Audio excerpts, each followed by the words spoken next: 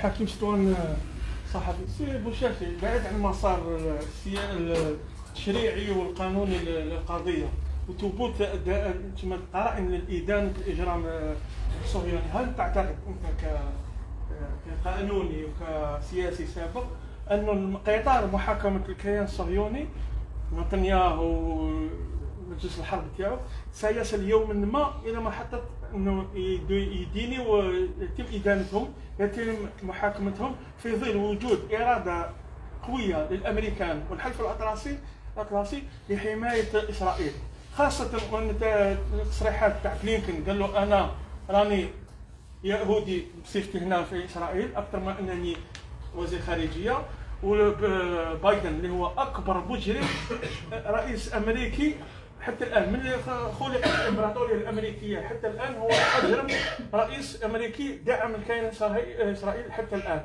يا ترى في ظل هذه الاداره الامريكيه المتصهينه اكثر من الصهاينه سيتم ادانه نتنياهو، ادانه بيني غانتس، ادانه الكيان الصهيوني والسياسه في تل ابيب؟